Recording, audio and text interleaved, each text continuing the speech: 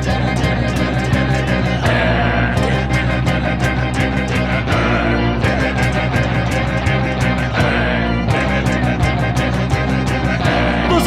not a bat, he's a man who fights crime. And we're gonna watch him fight for a minute at a time. With John and Niall and a guest who doesn't rhyme. It's Bat Minute!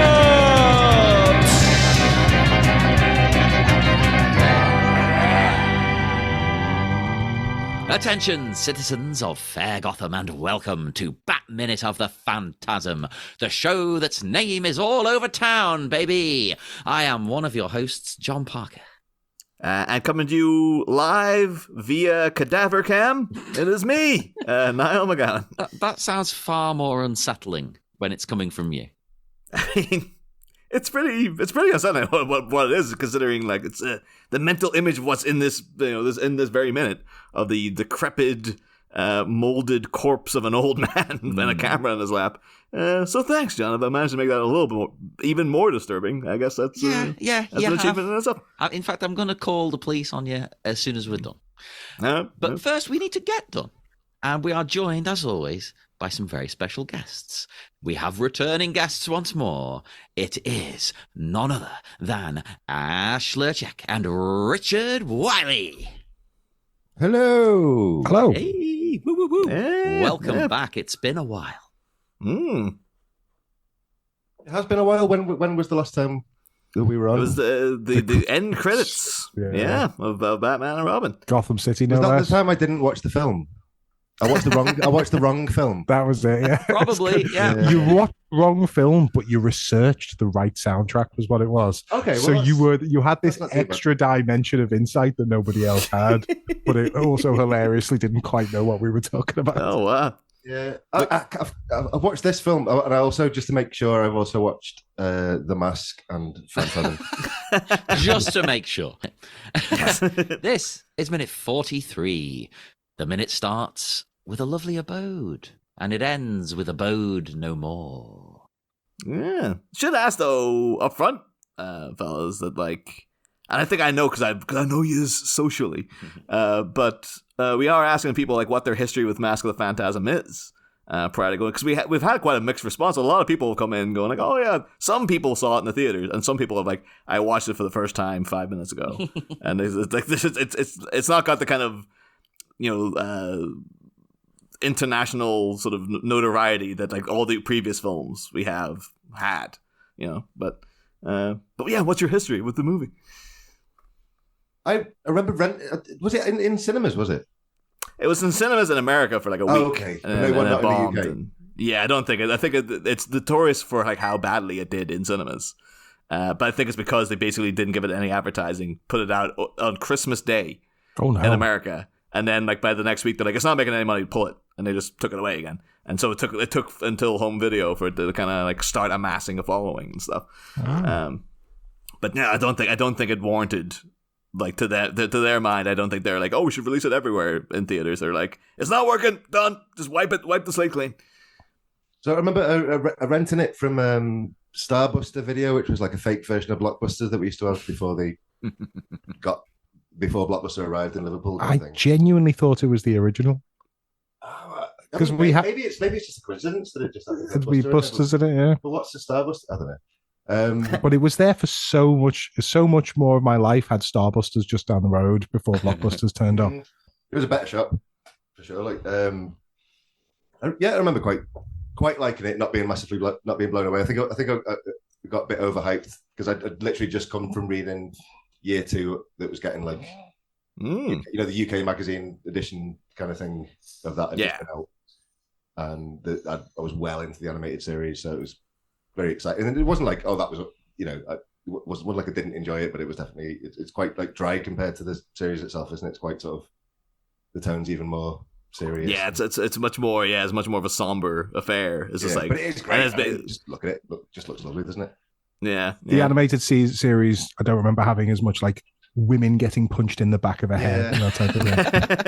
Oh, it's fun for all the family. But what about you? Richard? Did you? I think you mentioned you hadn't seen it, which I was shocked by. But well, my history goes back.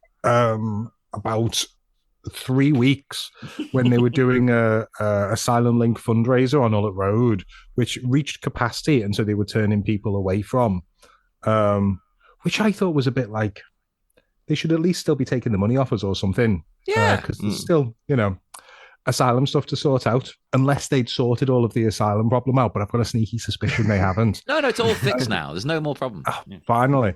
So then I was setting off up Ullet Road and then ran into you, Niall, and then also ran into our mates Jimmy and Soph as well, in a way that like used to happen when I was in my 20s. You'd run into mates socially near pubs and then go for a drink, and that is not what my social life has been for the past 10 years. The past 10 years has been, should you want to play Dungeons and Dragons on this date? Yes. And then people pop up on WhatsApp saying why they can't do it. And then and then that's the cycle begins again, and you do that every 3 months. So for that to happen, then for us to end up in a pub drinking socially, and we hadn't planned any of this, that was just what happened. Suddenly I felt alive again. And then the absolute icing on the cake was you came up to me, Niall, and said, we're recording Mask of the Phantasm minute. Do you want to come and do it? And I was like, yes, I can do anything. I'm free. And that's the story of me and Mask of the Phantasm. I watched it for the first time last night. But then after all that, I was like, I hated it. It was the worst of the bunch. No, I very, very, very much enjoy it. I've missed this art style so much. And I feel like this is the pinnacle of this art style as well. Like there were am I right in thinking when they were drawing Batman the Animated Series, everything else was drawn on white paper, but they wanted to make it seem really dark and gritty, so they drew it on old copies of Razzle. Is that right? Have I got that right? That's exactly right. Yeah. There you go. How did you know? Even like the texture of the colors and everything, I am definitely just absolutely lapping it up. Yeah, I just can't stop looking at that sort of stippling effect on anything that's like meant to be made of stone. Yeah. Yes, that's it. That's it. What I think it's but it just looks so lovely. It just it's one of the big things with because the style so synonymous with the voice acting as well. That's still, even though it's been done like so many other times, there were like Kevin Conroy and Mark Hamill both voiced these characters outside of like this continuity. Yeah. So you can just stick in a random like, oh, it's Batman versus Robin or something. One of these random ones they made in the last 15 years. And it's Kevin Conroy doing the voice, but it's a different drawn Batman, and it always has this isn't right.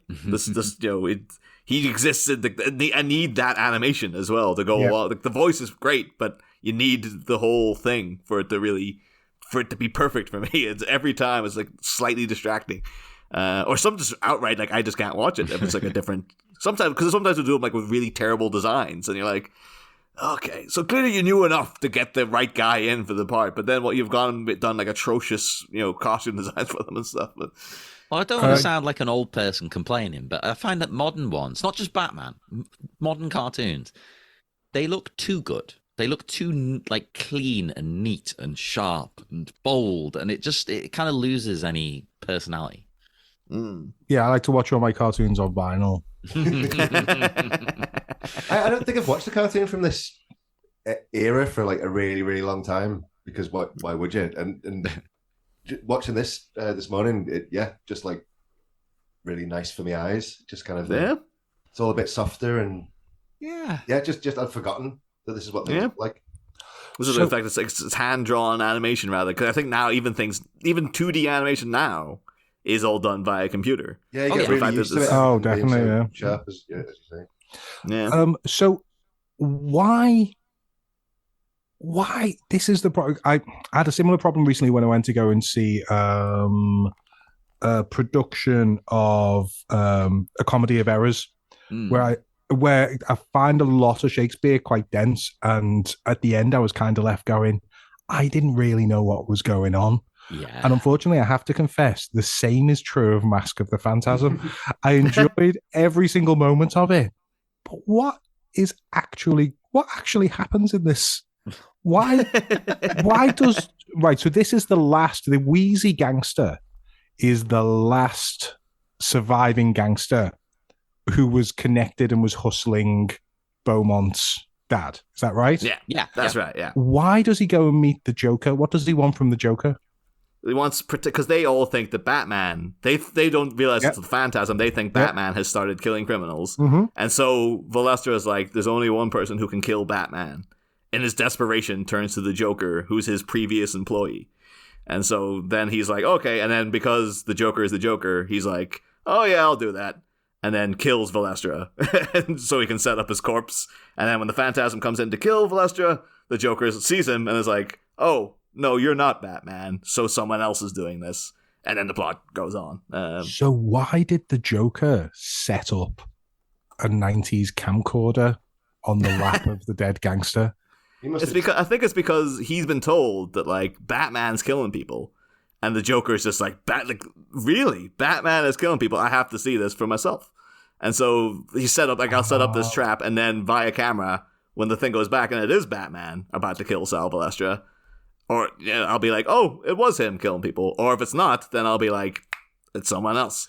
Yeah, because I mean, I thought it might have been like, I want to find out who Batman really is, but I couldn't quite make that make sense because seeing him on a CCTV from dead gangster crotch level wouldn't necessarily give away who That's Batman the best is. way to do it. Yeah.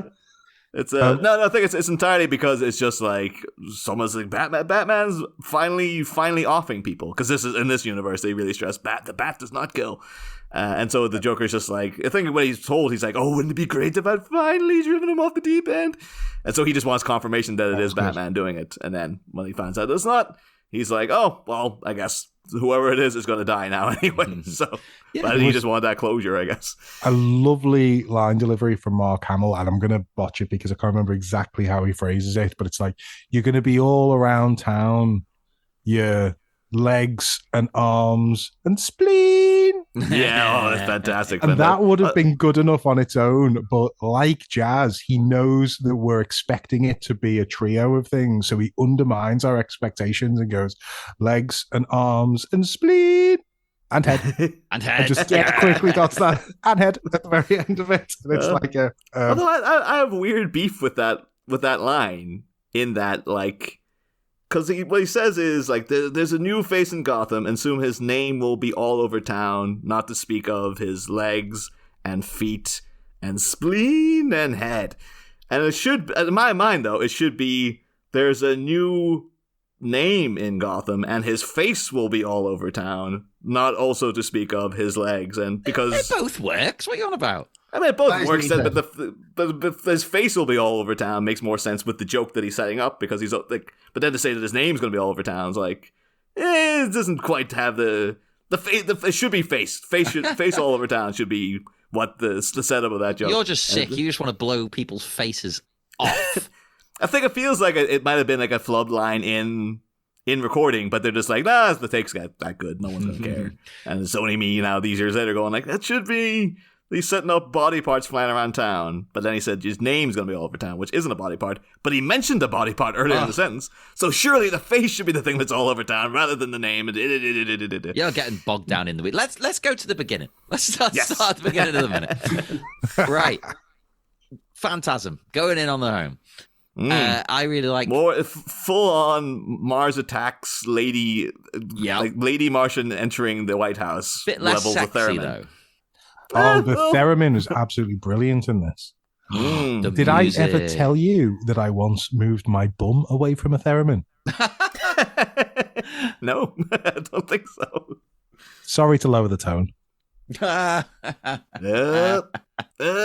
think that's the thing now, because every conversation with you is just like so tense, because I can never tell if it's much like talking to the Joker. It's like, is this the setup for a joke? It's not supposed to get more tense when I say the punchline, and that's what went wrong with that last joke, which I thought was guaranteed to land perfectly. I loved it. The punchline was like, or something like, no, I once told that joke in a comedy club in Widnes, and I used to do a thing where I would give out the setups written down on a piece of paper, and I got a lad out the audience and got him to read a piece of paper to me that said, I once moved my bum away from a theremin. And then I said to him, sorry to lower the tone, and no one really laughed. And then the lad said to me, say it again. So I took the piece of paper and said, I once moved my bum away from a theremin. And the lad went, ooh, which is such a funnier punchline than the punchline that I had. And he just made it up on the fly. I was like, yeah, there was no winning the audience back after that. You retired. You retired that day. That's it. Done.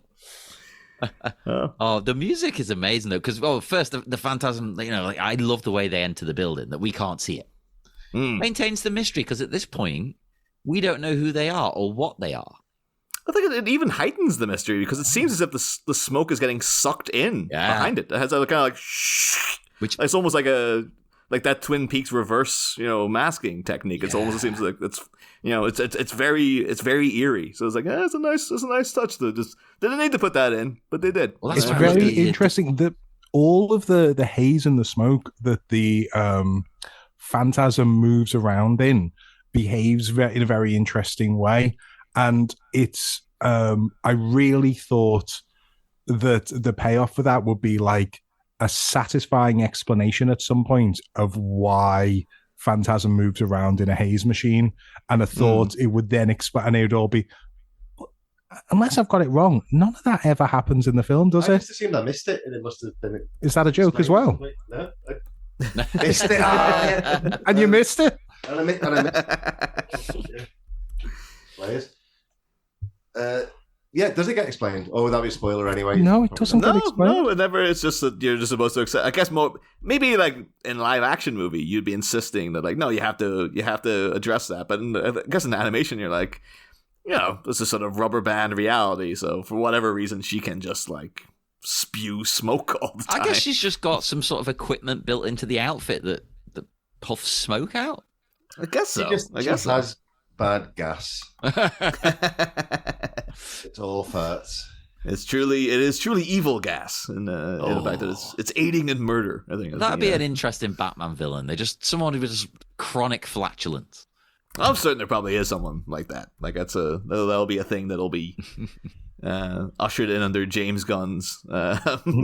My kids are a big fan of the Hotel Transylvania series, which is similarly eerie, I suppose.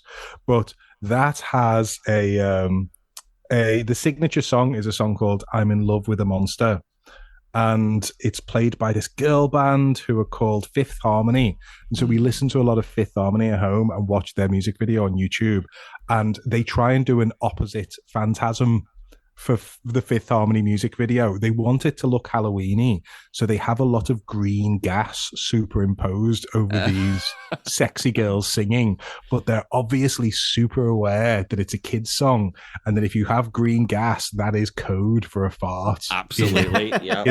So if you look at the music video, it's so carefully superimposed that it's like, it doesn't actually go anywhere near the lower halves of the women singing it, and the direction that it's moving in could never actually be said to be seen to be emanating from them in any way. And they obviously had quite an expensive meeting where they had to discuss the fart gas cloud setup. That's the funniest thing about this to me, that these business people probably all had to meet up and have a serious discussion about This could cost us millions if we make the wrong decision here. How about we just change the colour of the gas?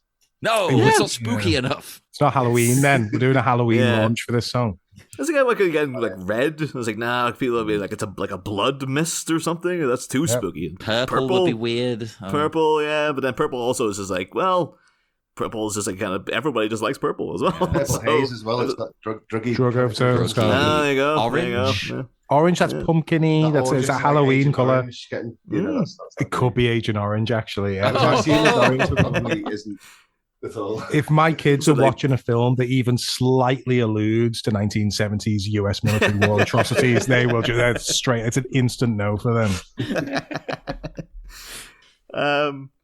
But yeah. So what I will say though, I am slightly disappointed in the Phantasm's scheme here, because so far all the murders have been real. Like, okay, so the Chucky Saul attack, where we theorize that like she'd even put like blanks on his gun, so when he was firing, it seemed like, oh my god, you can't kill this thing. And it ended with like the car flying off a building into another building. And then when Buzz Bronski was going down, it was a whole big thing where like she kind of chased him across a graveyard, made him think she was everywhere, in order to get him to a grave so she could crush him with a big statue. I'm still working on under the impression that she is fully intending to kill Arthur Reeves as well. She's just like giving him ultimate blue balls and like stringing him along with all these dates until she can like properly castrate him with the hatchet hand and stuff.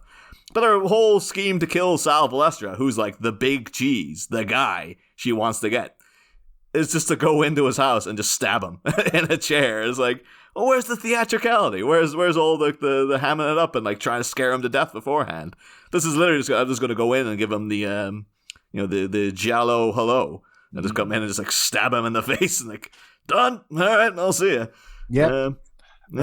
Stab with the crazy hook hand that she has. Yeah. What's the crazy hook hand? I thought what they'd do is at the end there would be an explanation that would make it really satisfying as to why she has a hook hand. That's just a hangover from it being the Reaper, isn't it? It's just because he had like a mini scythe for a hand, and they made that a slightly. It wasn't even a mini scythe though. It was a giant friggin' thing hanging out. It was so wildly impractical that it just looked stupid. They've actually toned it way down. Sometimes he had two. It was just like, what the hell is that? But it's So it's just a little bit. I was a bit gutted that was only unless she was she was gonna really like eviscerate him, and then there's just gonna be entrails all over the friggin' house or whatever. But it just seemed very low key in comparison to the other killings. To just go in and just like, all right, well, one in the head. Okay, he's done. Where's the satisfaction in that? Yes. Unless she was looking to flay him, as you say, or something equally horrific that we were spared from. But then she snatches the newspaper away, removing her opportunity to like do a stealth kill on him as well. But he's already dead because he's been mega Smilexed. Yeah. Although, considering how old he is, it could have been like the mildest Smilex ever. And it just mini Smilex, yes. Yeah. Turns out Joker got there to kill him, and he was already dead of old age. He's like, oh, God damn it. Yeah. Now, there's something about the face drawing effect that they've done to make him look Smilexed that I recognize from somewhere else. And I can't. Is it when somebody goes crazy in The Simpsons? It's when people don't know how to draw a Ninja Turtle. I see what you mean about The Simpsons, though. It looks like when Homer kind of goes mad in that episode that's like The Shining. Yes. Yeah. And looking at himself in the mirror, and then he like scares himself and falls down the stairs. Yeah. I can totally see that. Yeah. Indeed. I don't know. I do remember that even first seeing this as a kid, being like, because you've seen the Joker like gas people before in the actual show, but it was never drawn to be like this grotesque. So I think that because it's accompanied by like the jump scare music sting. And I remember distinctly being like a whoa kind of moment where it's like, Jesus Christ, like they're really not holding back this time. I think that this might be. I think in documentaries they always claim that like, oh yeah, we were always told that the villains can't really kill anybody in the show. Oh really? Except the Joker, he was allowed to. But I think this is actually the first time. This is the Joker's first confirmed kill, because there's the really famous episode, The Laughing Fish, where he keeps poisoning all the copyright people because they won't let him copyright fish. Although Sal Valestra also played a character named Fish in Barney Miller, so there you go. Everything's connected. Who's Sal Valestra? Sal Valestra is the corpse in the chair. He's played by an actor called Abe Vigoda, and Abe Vigoda is most famous for The Godfather, because he's one of the guys in that, and he also played a character called Fish in Barney Miller, and also his own spin-off show just called Fish. So I guess there's a weird little tie in there. Indeed. But I think, as I recall in that episode, like the Joker Smilexes loads of people, but they always say like, "No, we got them to the hospital just in time. They're gonna be okay. Bloody die." It's just a little note, like in the original comic it's based on, those people are definitely dead. Probably in the original draft of the script, those people are dead, but they were probably got network note saying, add in Gordon saying, "Oh, we got them there for the antidote just in time." Like in the A-Team, when the A-Team would set up this plan and all like the army and everything would be chasing after them, and you'd see the car flip over, but then they'd always cut back and you'd see the soldiers crawling out of the car. And you can't have the heroes killing someone. Because they're ex-Vietnam soldiers, they run back in and Agent Orange all the people in the... I actually found out that, I think this is true, the most popular weed killers are literally made of Agent Orange. Like the one you buy in the shop. It is just a weakened form of Agent Orange. And I looked it up and I was like, it is the same thing. That's why, because Agent Orange was designed to spray over the sort of jungles, strip away all of the plant life, so you can't hide, basically. Yeah. So they could have more. Yeah, that was it, wasn't it? Was it so that they could do more direct airstrikes, or was it so when the infantry came through, there was nowhere to hide? I think it's that. I think it's the latter. Like, so that because they'd hide in the trees and in the undergrowth and things. But if that's all gone, where you gonna go? Yeah. I listen when you're saying like Agent Orange designed in my mind though, because we're talking about The Simpsons as we always do. I was just in my mind, like Agent Orange is designed to hurt. It's designed to hurt. Well, amusingly, they claimed it didn't hurt for years. They were like, no, it's absolutely safe. Don't worry. They did a propaganda campaign saying how safe it was to locals. And then it turns out it's one of the worst things ever created by now. So, one of those things is like, I'm pretty sure it's supposed to be absolute agony, isn't it, Agent Orange? Yeah. Wow. Yeah. But yeah, I was curious though, because like the I should bring up, because I waited for this minute specifically to bring this up in talking about Abe Vigoda, because him sitting reading the paper and then revealed that he's actually dead behind it. One of Abe Vigoda's most notorious things in his long life, because he died a very, very old man, was the frequent reporting of his death that happened in the news several times. So they go through it. Like, you go on his Wikipedia page, there's a whole section about reports of death. And so in 1982, when he was 60 years old, so just about 10 years before this came out, People magazine published a thing referring to him as the late Abe Vigoda. And he was actually just like out in like Canada performing on stage or something. And he got like so into the joke that he actually posed for Variety in a coffin holding the newspaper, because they had to go out and do a whole big thing. Like he appeared on David Letterman talking about the fact that he wasn't dead. Wow. They had to go in and they even did a little bit where like to confirm that he is definitely still alive, like they got out like a little mirror so he could do the breath test. And there's footage of Dave Vigoda just like snorting into a mirror that some guy's holding to his face. Going like, look, it's a little. But then in 1987, again, a reporter on WWOR, it's somewhere in the States, referred to him as the late Abe Vigoda. And then it just sprawled out from there. Like it got to a point where like in interviews, he'd always say that like, while he'd be out shopping, people would go to him like, oh, you look like Abe Vigoda, but you can't be because Abe Vigoda's dead. And he's just like, no, I'm right here. I'm still alive, I tell you. You can even do the voice. Like Letterman had another a bit where he tried to like do seances live on air, and he had a seance for the ghost of Abe Vigoda. And then Abe Vigoda just came out going, what the hell are you doing? Like, apparently Billy Crystal at Rob Reiner's roast would talk about Abe Vigoda, and he's just like, oh, I was told to never speak ill of the dead. I love the way they're all in on the joke now. Oh, yeah, totally. Apparently in 2001, a website was then set up called Is Abe Vigoda Dead?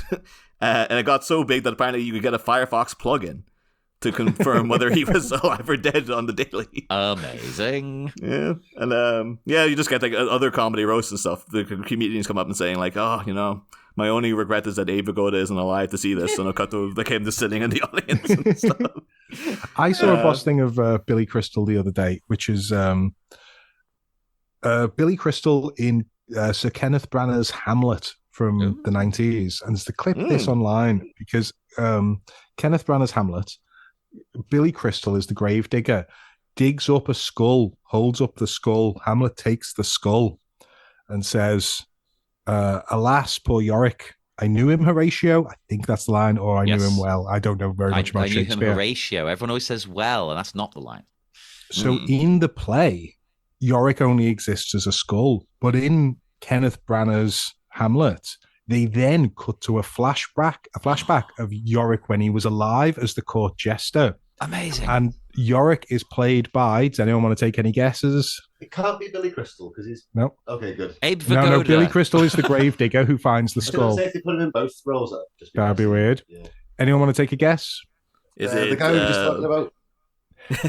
Yorick is played... Abe Vigoda. The court jester in the flashback is played by Ken Dodd. Really? Who's dressed up as a jester and is very old by this point, like in his late 60s at the very youngest, and is prancing about in this dialogueless flashback. And you see him entertaining young Hamlet. And then, as if that wasn't weird enough, it cuts back forward to Billy Crystal. And Billy Crystal then, with his face, does a mocking impression of Ken Dodd, which is two people I never thought would ever overlap in the world ever in my life. This guy saw the Kenneth Branagh Hamlet when I was a kid, because obviously I had to study it for school and stuff. I'd never clocked that was happening. Now I'm watching, I know it's like 4 hours long. I was like, I gotta go back to this thing to see what the hell. How do we even describe Ken Dodd to our American listeners? World's funniest man. Oh. I'm going to stay above the fray here. He was a very silly, sort of messy-looking Scouse comedian. And I remember he was notorious, because I know people who saw Ken Dodd live, and they were like complaining, because they're like, the shows went on. He would do like 6-hour shows and stuff. Sometimes more. And the people are going like, by the end, you're just dying to leave. Like, you're absolutely desperate to get out of there. I think people but he just keeps going. Didn't you say that like people would sort of file out gradually throughout the night or fall asleep throughout the night, and then you'd just be like, it would literally be 15 people would be there at the end of the show, and there'd be maybe 600 people at the start. This is towards the end of his career. This is a bit Andy Kaufman. Maybe that was the joke. It was just like, I want to see how many people I can drive away by just doing more of the show over and over and over. Genius. It's like in that Hamlet, the skull's actually still talking, because it's Ken Dodd still doing the show. You can't stop him even in death.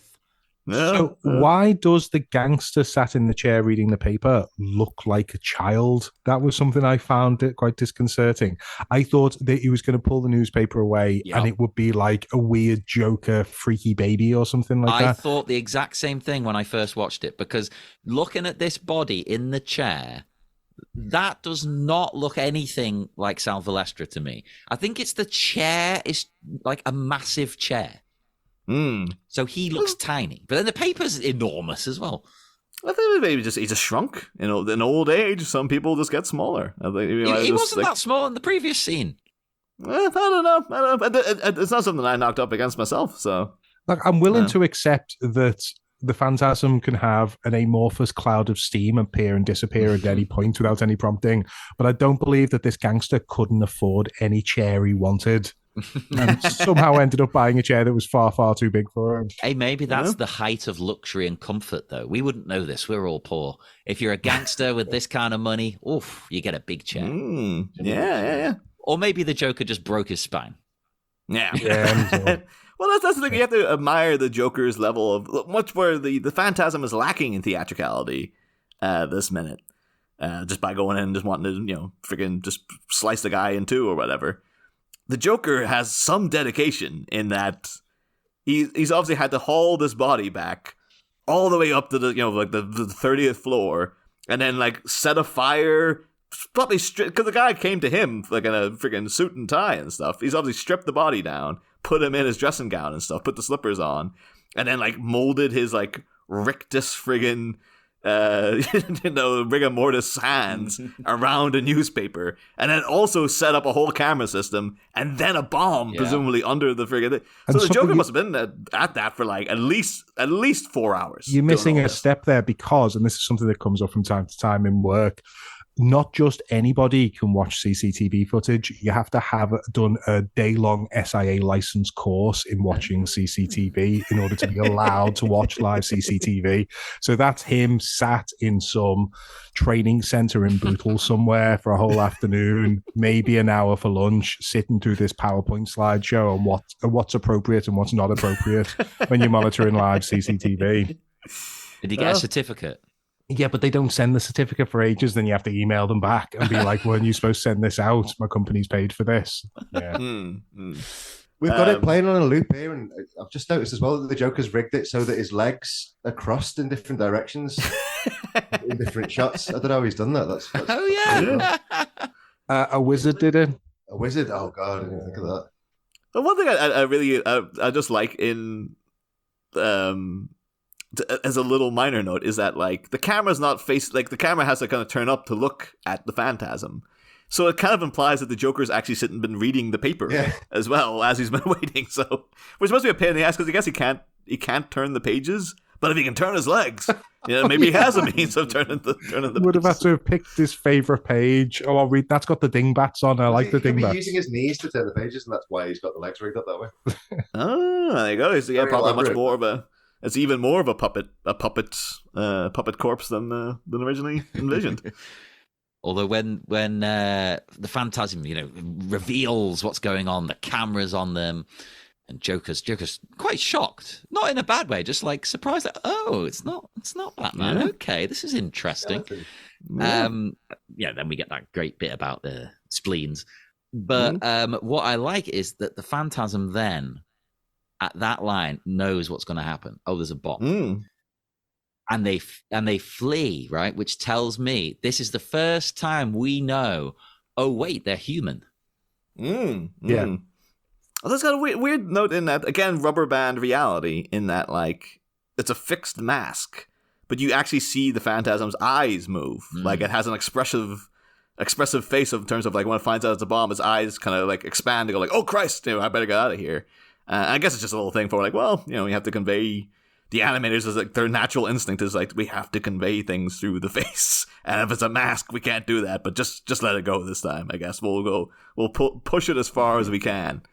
But another element of the rubber band reality is like doesn't have that much time to run away from the bomb, but still somehow manages to escape the blast, even though it only just found out that the bomb was going to go off and only had a few seconds to go away.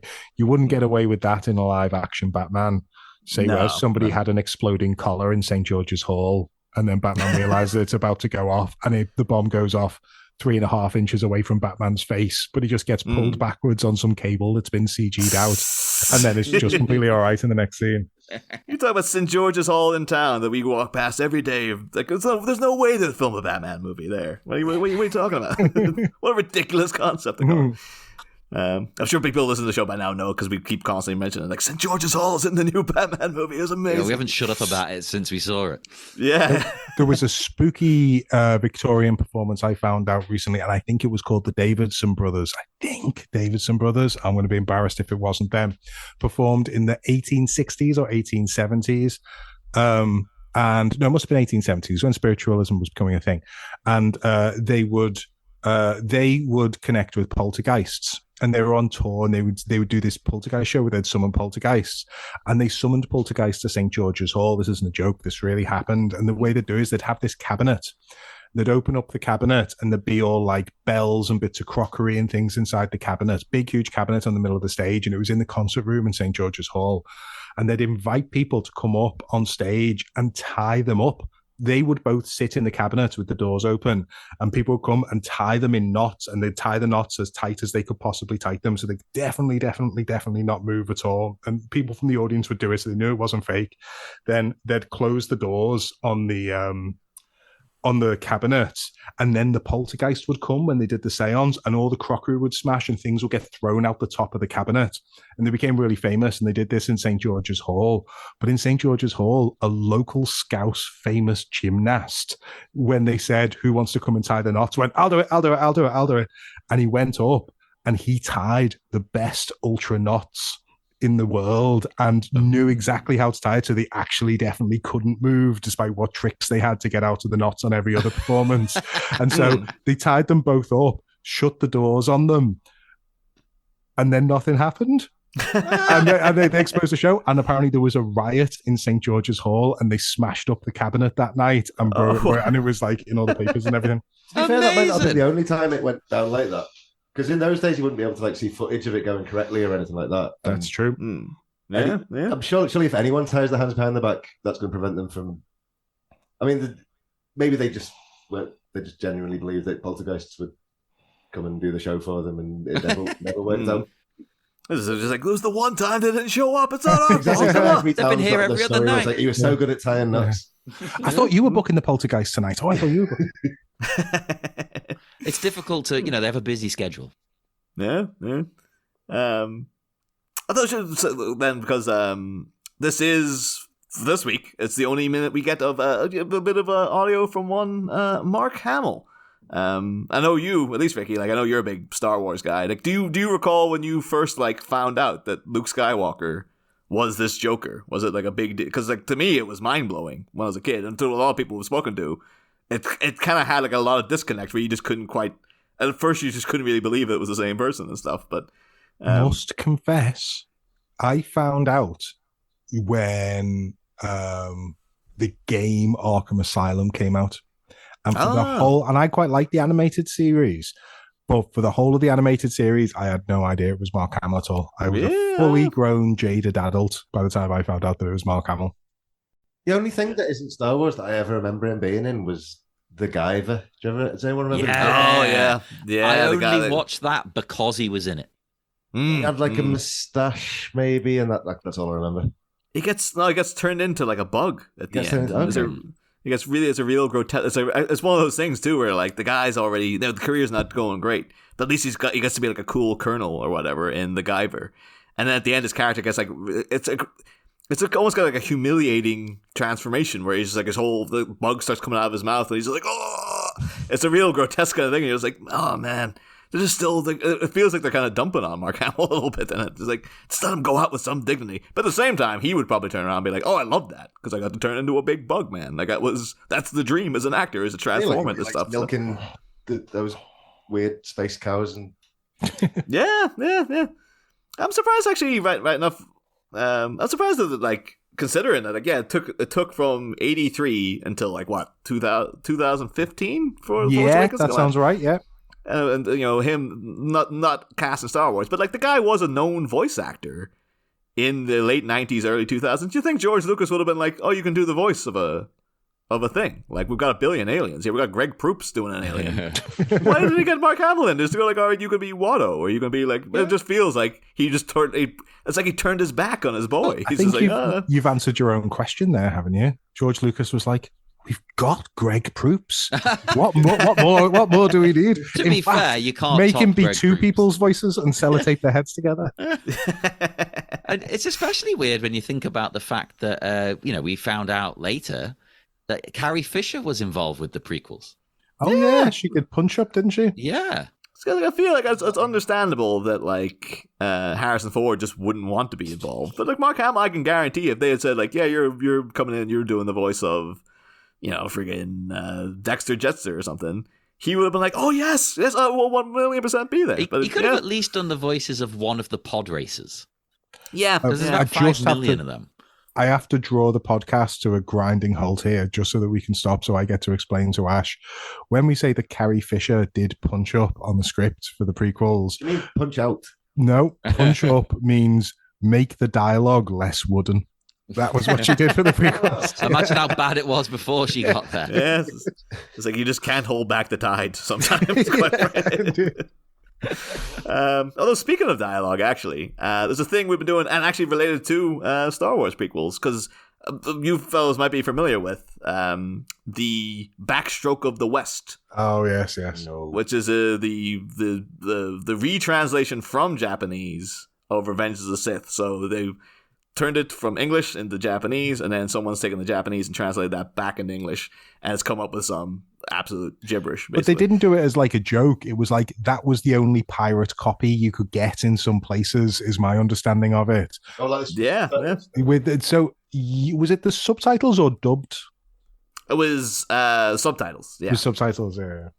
The only one of it I remember is when Vader is in the Vader suit at the end of Revenge of the Sith and steps off the surgery table like Frankenstein's monster. And in the film, he goes, no. But in the subtitles, he goes, do not walk. But you'll be happy to know someone did it for Mask of the Phantasm as well. And it happened in minutes prior to this, but I forgot to bring it up in those minutes. Because we did I did mention it because it got to the point where like they meet the Joker, and he has, instead of like, it's been a dog's age, it's turned into like, it is now the age of dogs, and all this kind of stuff. But yeah, in the scene then where the Joker takes Valestra back to like the world of tomorrow, like house that's all decrepit and stuff. Of course, he has that line of like, can't be too careful with all those weirdos around. And that's translated into, when the people of all insanities you note excessively, it is not. Then, of course, the line, I had been reading lately that old guano man had wound tight enough to snap, is translated into, I inquired about the person of the guano. The mind is the sickness. Oh, wow. That's my new metal album. The line then, what do I look like to you, pest control? Is, I am invisible in the noxious insect extermination zone wind. That's the wise words. The last one, and my favorite one, is when Valestra grabs him and the Joker goes, don't touch me, old man. I don't know where you've been. Is, old person, it does not to offend me. I do not know your address. Which obviously isn't true, because he freaking hauled his body back to his address in this very minute. Yeah. What was so distracting about that was how good your Mark Hamill Joker voice was. It distracted me from the content. Yeah, I've been doing that voice like since I first saw this movie. So I've had time to hone it. Believe you me. When Mark Hamill sadly passes, DC, Warner Brothers, call on Niall. Yeah, I'm sure they got like a million people to say. They usually get in people who can do like the voices so perfectly. And now, but you always think, oh yeah, it's seamless. You'd never know. Like for years, you'd never known that Jim Henson was dead because like Kermit the Frog just sounded like Kermit the Frog in the 70s. But the guy they've got doing Kermit now is terrible. He doesn't sound a goddamn thing like Kermit, and you're like, guys, you have to go and recast this because like it's distracting how not Kermit the Frog he sounds. But did you fellas, are you aware that because as well, like we went into like where the Joker voice came from, the inspiration behind it in the previous minutes. But you as Scouse lads yourself, you might be quite proud to know that apparently it's based on the Chief Blue Meanie from Yellow Submarine. Oh, is it really? Oh, that's very cool. But that's the thing, because I was saying that, like, I love the imagery of Yellow Submarine. Like, I love this looking at it. But, like, is it a good film? Like, I've watched it, and I didn't like it. But I feel like maybe I was just in a bad mood or something when I watched it. But, like, what is the general cultural consensus on Yellow Submarine in the year 2023? Probably similar to yourself. I remember it, like, being on when I was a kid. And they had that kind of like bleak, washed out colors, 1970s animation, even though it was obviously a 60s film, wasn't it? And it just, the tone of it was all off for me as a kid. So I didn't enjoy it as a kid. That's exactly what I mean. Show you this one number over and over again. Yeah. Felt like that. Yeah. I mean, like, I think the end tune of like All Together Now goes on for about 5 years. And I just remember it being like, I just need to turn this off. Like, I can't take this anymore. Kind of unpleasant all around, isn't it? But I've also got no motivation to watch it again now. Yeah. If I was going to watch a Beatles film maybe now, a clip, you might want to watch like a clip or two of the Chief Blue Meanie to be like, oh yeah, that is the voice, I guess. But, I think I'd watch like Hard Day's Night or something for like this sits in a specific place in cinematic history, so I want to watch it so I can learn about it type thing. If I was going to watch a Beatles film. I think Yellow Submarine only really exists for like to put it on the background during a party because it's nice. There's some cool visuals there, some cool psychedelia, but don't try to watch it. Like it's not very good. But yeah, I mean, like also the Phantasm jumps out the window. There's a scene of it having to awkwardly climb up a ladder with the hook hand, which just looks like. Have you already talked about the corner goat in previous minutes? There is a corner goat. He's right. A corner goat? The gangster has an elevated corner goat above his TV cabinet. Only because we've got this going on a loop. I'm just like desperately looking for anything. No, that's it. But there's an elevated corner goat next to the diagonal ramp that goes all the way to the top of his TV tower. You don't put a goat there by mistake, but goats are also good at climbing as well. Yeah. So it could be there. Can you point out like the second this is exactly? I didn't notice this at all. 1, 2, 3, 4, 5, 6. Oh. This is the bit you keep in. Okay, so here we go. Here you goat. Here we go. He's not kidding. It's not 6 seconds. It's not 7 seconds. It's not even 8. It's not even 9 seconds. This is brilliant.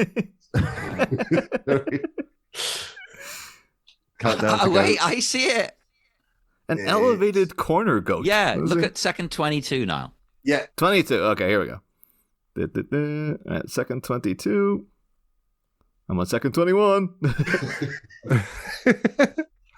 You know what? You know what I had in my head to say is that, don't want to disparage any animators, but there's fundamentally, but by nature of animation, there are fewer things on screen because of the way animation tells stories than you would have if you were filming something live action, where you have to have an abundance of props, costume designers, set designers. Yeah. For some reason. And I was thinking that, and I thought that totally applied. And then Ash said, "Why is there a corner goat?" And I'm like, actually, there's probably loads of bits to this that I'm missing if I haven't spotted the fact that he's got a goat sat on top of his TV. Although my big thing now is noticing that TV's there, and he's got his big wingback giant chair facing away from it. It's just like, you gotta get up and... He doesn't like it when the goat's staring at him. It's not facing away from the TV. It's facing away from the goat. And that's why the chair's so big, so he can hide from the goat in the middle of the chair. We know who's really running this situation. That's going to be in the sequel. Goat versus Phantasm. Yeah, it's already quite gothic, but now it's full on turned into an Edgar Allan Poe story, just like the goat. Valestra said he's had his own problems with that goat coming in and just taunting him night after night. What's the goat? Hear him ramming at my chamber door. Well, I think that's a good note to end on. Good goat to end on. Yeah. A good goat. I'm going to say that as a phrase, and I said it like, good God. Good goat. So yeah, the Phantasm, alive and well, and managed to get to the distance. Off they go, and we will do the same. We will head off into the dark night. Would our wonderful guests like to promote something or say where you can be found online? Goat something? Yeah. Promote a goat, whatever you want. What month is this? Is this coming out in? Oh, it'll be probably like August or September, even maybe. It'll be a while away. Nanny Bember. There's going to be a new Zombina and the Skeletones album in that kind of end of the year, hopefully, if everything is going to plan. Exciting times. But right in the middle of recording that now, and it's going to be a great album if you already like Zombina and the Skeletones. I don't know how it will be for new people, but if people don't already like Zombina and the Skeletones, you're idiots. Yeah, the pressure is now on though, Ash. That like if you go out and like tour it. Will you bring the Batman theme tune into the set and get like Jen to do the vocals, or bring Kit over from Berlin to do the guest with you just for that one song every time? I think if we don't we'll get sent packing every night, won't we? So we're going to have to do that in order to be allowed to give the people what they want. Exactly. So yeah. Well, Richard, you got anything? No, we'll go with that. on that bombshell, we will depart. Do you guys want to promote anything? Yeah, come and speak to us, I can ask Facebook. Around. There's people, it's a very busy street up on Smithdown. I could go and find someone who wants to promote something. Just shout out the window, what do you want to promote? Good boy. What day is this? Oh, it's Wednesday on Bat Minutes. All the kids know that on Wednesday it's Bat Minute Day, baby. And come and speak to us in the meantime on Facebook at the Bat Minute Listeners Cave, on Twitter at Bat Minute, Instagram the Bat Minute. And why don't you head over to our website, thebatminute.com, where there's nothing but the episodes you're listening to right now, but you can get them in a slightly different way. Isn't that exciting? And go to our network, Sleepy Charlie Media, can't speak today, on TeePublic to buy merchandise. Keeps the lights on around here. Not that we like the lights. We live in the dark. Except for Niall, he's put the big light on. Yeah. Big light for big business. Oh, big business, baby. That's a very That's Eastern a callback, isn't it, to something that happened before we started recording? Was it where you went and put the big light on? Yeah. should we re-record that now so we can edit it back in? Let's re-record the whole episode. Let's just start. Make another full English breakfast. I also ate a full English breakfast when we all sat down to record. Oh God, we can't possibly top that. Join us again next time for minute 44. Batmites. Next time, Holy Rooftop Rumble. The city's sepulchral savior sets his sights on intercepting a spectre to put an absolute stop to their tenure of terror. Could fisticuffs with the Phantasm definitively finish this spooky splatterfest, or result in our favorite winged hero finally facing arrest? We're not just blowing smoke next time, folks. Same goat pod, different goat minute. Must have top, still fit to be